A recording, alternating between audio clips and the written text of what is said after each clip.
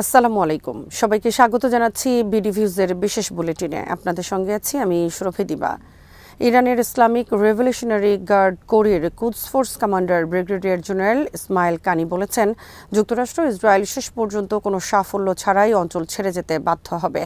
এক সামাজিক যোগাযোগ মাধ্যম পোস্টে তিনি দাবি করেন, প্রতিরোধের সমন্বিত ফ্রন্ট পুরো অঞ্চলে শক্তিশালী ও কার্যকর উপস্থিতি বজায় রেখেছে এবং মানবতার শত্রুদের জন্য অপেক্ষা করছে। তিনি আরও বলেন, যুক্তরাষ্ট্র ও জায়নিস্ট শাসন ব্যবস্থা যেন মনে রাখে তারা ইয়েমেন, বাব আল মানদেব ও লোহিত সাগর এলাকা থেকে কিভাবে খালি হাতে ফিরে যেতে বাধ্য হয়েছিল। একই পরিণতি এবারও তাদের জন্য অপেক্ষা করছে বলেও মন্তব্য করেন তিনি। কানির এই বক্তব্য আসে এমন সময়ে যখন মার্কিন প্রেসিডেন্ট ডোনাল্ড ট্রাম্প ঘোষণা দেন যে মার্কিন নৌবাহিনী শিগগিরই হরমুজ প্রণালীতে অবরোধ কার্যক্রম শুরু করবে এবং আন্তর্জাতিক জলসীমায় যেসব জাহাজ ইরানকে টোল দিয়েছে সেগুলোকে আটক করবে। তবে মার্কিন সেন্ট্রাল কমান্ড বা ইউএস সেন্ট্রাল কমান্ড স্পষ্ট করেছে, এই পদক্ষেপ মূলত ইরানি বন্দরগামী এবং সেখান থেকে আসা জাহাজগুলোর ক্ষেত্রেই প্রযোজ্য হবে। আন্তর্জাতিক অন্যান্য জাহাজের জন্য প্রণালী দিয়ে চলাচলের স্বাধীনতা বহাল থাকবে বলেও জানানো হয়। মার্কিন সামরিক বাহিনী জানিয়েছে, সোমবার 14 জিএমটি থেকে ইরানের বন্দরগুলোকে লক্ষ্য করে অবরোধ কার্যক্রম শুরু করা হবে। এতে করে হরমুজ প্রণালীকে ঘিরে উত্তেজনা আরও বাড়ার আশঙ্কা তৈরি হয়েছে। বিশ্লেষকদের মতে এই পরিস্থিতি মধ্যপ্রাচ্যের সামরিক ও কূটনৈতিক ভারসাম্যে নতুন অনিশ্চয়তা তৈরি করতে পারে এবং বৈশ্বিক জ্বালানি সরবরাহেও প্রভাব ফেলতে পারে। ইরানের পররাষ্ট্রমন্ত্রী আব্বাস আরাকচি যুক্তরাষ্ট্রের সঙ্গে স্থগিত হয়ে যাওয়া আলোচনাকে ঘিরে হতাশা প্রকাশ করেছেন এবং সাম্প্রতিক পাকিস্তানে অনুষ্ঠিত উচ্চ পর্যায়ের বৈঠকে নানা জটিলতার কথা তুলে ধরেছেন। তিনি সামাজিক যোগাযোগ মাধ্যমে এক পোস্টে বলেন, গত 47 বছরের মধ্যে সর্বোচ্চ পর্যায়ে হওয়া এই নিবিড় আলোচনায় ইরান আন্তরিকতার সঙ্গে অংশ নিয়েছিল, যার লক্ষ্য ছিল যুদ্ধের অবসান ঘটানো। তবে ইসলামাবাদ সমঝোতা স্মারক চূড়ান্ত হওয়ার একেবারে কাছাকাছি গিয়েও যুক্তরাষ্ট্রের পক্ষ থেকে সর্বোচ্চ চাপ প্রয়োগ, অবস্থান পরিবর্তন এবং নানা বাধার মুখে পড়তে হয় বলে তিনি অভিযোগ করেন। আরাকচি বলেন, শুভেচ্ছার জবাব শুভেচ্ছা দিয়েই দিতে হয়, আর বৈরিতার জবাব আসে বৈরিতার মাধ্যমেই। এ থেকে যুক্তরাষ্ট্রের শিক্ষা নেওয়া উচিত। গত 28 ফেব্রুয়ারি সৈয়দ আলী খামেনি এবং কয়েকজন শীর্ষ সামরিক কমান্ডার হত্যার পর যুক্তরাষ্ট্র ও ইসরায়েল ইরানের বিরুদ্ধে ব্যাপক সামরিক অভিযান শুরু করে। এর জবাবে ইরান টানা 40 দিন ধরে পাল্টা হামলা চালিয়ে অঞ্চল জুড়ে মার্কিন ও ইসরায়েলি সামরিক স্থাপনাগুলোতে আঘাত হানে, যা সংঘাতকে দীর্ঘায়িত করে এবং উত্তেজনা আরও বাড়িয়ে তোলে। দ্রুত বিজয়ের প্রত্যাশা ভেস্তে দিয়ে ইরানের প্রতিরোধ উল্লেখযোগ্য ক্ষয়ক্ষতি ঘটায়। পরিস্থিতি নিয়ন্ত্রণে আনতে 8 এপ্রিল 2 সপ্তাহের জন্য যুদ্ধবিরতি কার্যকর হয় এবং ইসলামাবাদে মধ্যস্থতায় আলোচনা শুরু হয়। আলোচনায় ইরান একটি 10 দফা প্রস্তাব দেয়, যেখানে মার্কিন সেনা প্রত্যাহার, নিষেধাজ্ঞা প্রত্যাহার এবং কৌশলগত হরমুজ প্রণালীর নিয়ন্ত্রণের বিষয়টি অন্তর্ভুক্ত ছিল। তবে 21 ঘণ্টার টানা বৈঠকের পরও কোনো সমঝোতা না হওয়ায় ইরানি প্রতিনিধি দল হতাশ হয়ে তেহরানে ফিরে যায় এবং যুক্তরাষ্ট্রের অবস্থানকে অবিশ্বাসযোগ্য ও দ্বিমুখী বলে উল্লেখ করে। ইরানের পার্লামেন্ট স্পিকার মোহাম্মদ বাকের গালিবাফ ইসলামাবাদকে যুক্তরাষ্ট্রের সঙ্গে অনুষ্ঠিত উচ্চ পর্যায়ে আলোচনায় অংশ নিয়ে দেশে ফেরার পর বলেছেন, হুমকির ভাষা ইরানের সঙ্গে কার্যকর নয়।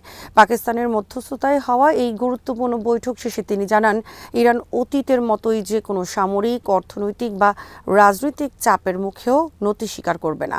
আলোচনায় অংশ নেয়া ইরানি প্রতিনিধি দল এবং গণমাধ্যম কর্মীদের ধন্যবাদ জানিয়ে তিনি বলেন, তাদের ইতিবাচক ভূমিকা প্রতিপক্ষ মনস্তাত্ত্বিক অপারেশন মোকাবেলায় সহায়তা করেছে।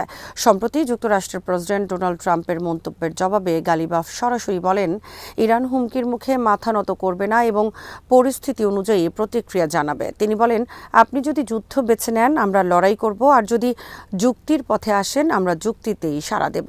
তার এই মন্তব্যে স্পষ্ট হয় যে তেহরান একই সঙ্গে সংঘাত ও কূটনীতির জন্য প্রস্তুত রয়েছে। গালিবাফ আরও বলেন, 1979 সালের ইসলামী বিপ্লবের পর থেকে ইরান বারবার প্রমাণ করেছে যে বাইরের চাপ দিয়ে দেশটিকে দমিয়ে রাখা সম্ভব নয়। তিনি যুক্তরাষ্ট্রকে সতর্ক করে দিয়ে বলেন, আবারও ইরানের দৃঢ়তার পরীক্ষা করতে গেলে আরও বড় শিক্ষা পেতে হবে। একই সঙ্গে তিনি উল্লেখ করেন, যুক্তরাষ্ট্রের উচিত অতীতের ভুল স্বীকার করে ইরানের সঙ্গে আস্থার সম্পর্ক পুনর্গঠন করা। তিনি আরও জানান, সাম্প্রতিক সময়ে দেশজুড়ে সরকার সমর্থনে জনসমাবেশ ইরানের অবস্থানকে আরও শক্তিশালী করেছে, যা আলোচনায় ইরানের প্রতিনিধিদের আত্মবিশ্বাস বাড়িয়েছে। বাড়িয়েছে। প্রায় 21 ঘণ্টা ধরে চলা এই আলোচনা শেষে ইরানি প্রতিনিধি দল তেহরানে ফিরে এসেছে, যেখানে যুক্তরাষ্ট্রের পক্ষ থেকে ভাইস প্রেসিডেন্ট জেডি ভান্স নেতৃত্ব দেন। মধ্যপ্রাচ্যের কৌশলগত জলপথকে ঘিরে নতুন করে উত্তেজনা তৈরি হয়েছে। মার্কিন প্রেসিডেন্ট ডোনাল্ড ট্রাম্পের সাম্প্রতিক হুমকির প্রতিক্রিয়ায় ইরানের একটি অবহিত সূত্র জানিয়েছে, হরমুজ প্রণালী নিয়ে কোনো ধরনের পদক্ষেপ নিলে যুক্তরাষ্ট্রকে বাব আল মানদেব প্রণালী হারানোর ঝুঁকিতে পড়তে হবে। তাসনিম নিউজ এজেন্সিকে দেয়া সাক্ষাৎকারে এই সূত্র দাবি করেছে, ট্রাম্পের এ ধরনের হুমকি এখন আর কার্যকর বা বিশ্বাসযোগ্য নয় এবং অতীতে যদি এসব হুমকি কার্যকর হতো তাহলে তিনি যুদ্ধবিরতির জন্য এতটা আগ্রহী হতেন না। সূত্রটি আরও বলেছে, এ ধরনের বক্তব্য সমস্যা সমাধানের পথকে জটিল করে তোলে এবং অপ্রয়োজনীয় উত্তেজনা সৃষ্টি করে, যা শেষ পর্যন্ত বৈশ্বিক জ্বালানি সরবরাহ ও বাণিজ্যের উপর বড় ধরনের নেতিবাচক প্রভাব ফেলতে পারে। ইরানের সর্বোচ্চ নেতার আন্তর্জাতিক বিষয়ক জ্যেষ্ঠ উপদেষ্টা আলী আকবর ভেলায়াতি সম্প্রতি এক গুরুত্বপূর্ণ বক্তব্যে বলেন, কৌশলগতভাবে অত্যন্ত গুরুত্বপূর্ণ হরমুজ প্রণালীর চাবিকাঠি এখন ইরানের হাতেই রয়েছে। সামাজিক যোগাযোগ মাধ্যমে এক্সে দেয়া এক পোস্টে তিনি ইরান যুক্তরাষ্ট্রের ইসলামাবাদে অনুষ্ঠিত সাম্প্রতিক আলোচনা প্রসঙ্গে মন্তব্য করতে গিয়ে বলেন, ইরানের কূটনীতির ইতিহাসে একটি অভিন্ন নীতি বরাবরই বিদ্যমান, আর তা হল দেশের সার্বভৌমত্ব ও স্বার্থ রক্ষা। এর জুরুম চুক্তি থেকে শুরু করে বর্তমান ইসলামাবাদ আলোচনা পর্যন্ত প্রতিটি পর্যায়ে এই নীতির প্রতিফলন দেখা যায় বলে তিনি উল্লেখ করেন। ভেলায়াতি আরও বলেন, ইরানের দক্ষিণাঞ্চলীয় ফার্স প্রদেশের আবু আল হায়াত গিরিখাত অতীতে যেমন বিদেশি শক্তির অগ্রযাত্রা প্রতিরোধের প্রতীক হিসেবে পরিচিত ছিল, তেমনি বর্তমান সময়ে হরমুজ প্রণালীও একইভাবে ইরানের কৌশলগত শক্তির প্রতীক হয়ে উঠছে। তার মতে এই প্রণালী শুধু একটি সামুদ্রিক পথ নয়, বরং এটি বৈশ্বিক জ্বালানি পরিবহনের অন্যতম প্রধান রুট, যার উপর নিয়ন্ত্রণ আন্তর্জাতিক রাজনীতিতে বড় ধরনের প্রভাব ফেলতে পারে। তিনি ইঙ্গিত দেন, ইরান তার ভৌগোলিক অবস্থান ও সামরিক সক্ষমতার মাধ্যমে এই গুরুত্বপূর্ণ জলপথে প্রভাব বিস্তার করতে সক্ষম, যা দেশটির প্রতিরক্ষা ও কূটনৈতিক শক্তিকে আরও সুসংহত করেছে। ভেলায়াতির এই মন্তব্য এমন সময় এসেছে যখন মধ্যপ্রাচ্যে উত্তেজনা বৃদ্ধি পাচ্ছে এবং হরমুজ প্রণালী ঘিরে আন্তর্জাতিক উদ্বেগ আবারও সামনে চলে এসেছে। বিশ্লেষকদের মতে তার এই বক্তব্য ইরানের কৌশলগত অবস্থানকে জোরালোভাবে তুলে ধরার পাশাপাশি প্রতিপক্ষের প্রতি একটি বার্তাও বহন করে। ইরানের হামলা মার্কিন ব্যবস্থার উপর চাপ সৃষ্টি করেছে, উপসাগরীয় দেশগুলোকে নতুন বিকল্প অন্বেষণে উদ্বুদ্ধ করেছে। মধ্যপ্রাচ্যে টানা 6 সপ্তাহ ধরে ইরানের ক্ষেপণাস্ত্র ও ড্রোন হামলায় যুক্তরাষ্ট্র সম্পৃক্ত লক্ষ্যবস্তুগুলোতে আঘাত হানার ফলে আকাশ প্রতিরক্ষা ব্যবস্থার মজুদ দ্রুত কমে যাচ্ছে, যা উপসাগরীয় মিত্র দেশগুলোর জন্য নতুন সংকট তৈরি করেছে। সৌদি আরব, কাতার এবং আরব আমিরাত এখন বিকল্প প্রতিরক্ষা ব্যবস্থার সন্ধানে বিশ্বজুড়ে ছুটছে। তারা দক্ষিণ কোরিয়ার এম-স্যাম মিসাইল সিস্টেম, ইউক্রেনের ইন্টারসেপ্টর ড্রোন এবং ব্রিটিশ কম খরচের ক্ষেপণাস্ত্র ব্যবস্থার দিকে ঝুঁকছে, যা বিশেষ করে ড্রোন প্রতিরোধে কার্যকর বলে বিবেচিত হচ্ছে। এই পরিস্থিতি দেখায় যে ইরানের ব্যাপক ও সমন্বিত হামলার মাত্রা যুক্তরাষ্ট্র তার মিত্রদের অনেকটাই অপ্রস্তুত অবস্থায় ফেলেছে। বিশেষ করে শাহেদ ড্রোনের মতো সস্তা ড্রোন ব্যবহার করে বড় আকারে হামলা চালানো এখন যুদ্ধের ধরনই বদলে দিয়েছে।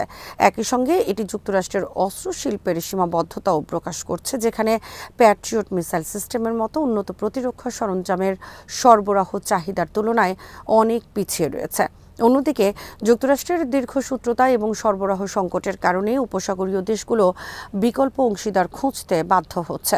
সৌদি আরব জাপানের সঙ্গে যোগাযোগ করছে এবং দক্ষিণ কোরিয়ার প্রতিরক্ষা প্রতিষ্ঠানগুলোর কাছে দ্রুত সরবরাহের অনুরোধ জানিয়েছে। পাশাপাশি তারা ইউক্রেনের সঙ্গে প্রতিরক্ষা সহযোগিতা চুক্তিও করেছে। কাতার ও সংযুক্ত আরব আমিরাতও একই পথে হাঁটছে এবং ইউক্রেনের সঙ্গে প্রযুক্তি ও প্রশিক্ষণ বিনিময়ে আগ্রহ দেখাচ্ছে। সব মিলিয়ে এই প্রবণতা একটি বড় পরিবর্তনের ইঙ্গিত দিচ্ছে। দীর্ঘদিন ধরে যুক্তরাষ্ট্রের উপর নির্ভরশীল থাকা উপসাগরীয় দেশগুলো এখন বহুমুখী প্রতিরক্ষা কৌশল গ্রহণ করছে। এটি শুধু তাৎক্ষণিক সংকট মোকাবেলার চেষ্টা নয়, বরং ভবিষ্যতে যুক্তরাষ্ট্রের উপর নির্ভরতা কমানোর একটি কৌশলগত পদক্ষেপ হিসেবেও দেখা হচ্ছে। আজ এখানেই শেষ করছি। সবাই ভালো থাকুন, সুস্থ থাকুন আর দেখতে থাকুন বিডিভিউজ। চ্যানেলটি ভালো লাগলে সাবস্ক্রাইব করুন। সংযুক্ত থাকুন আমাদের ফেসবুক পেজে। আল্লাহ হাফেজ।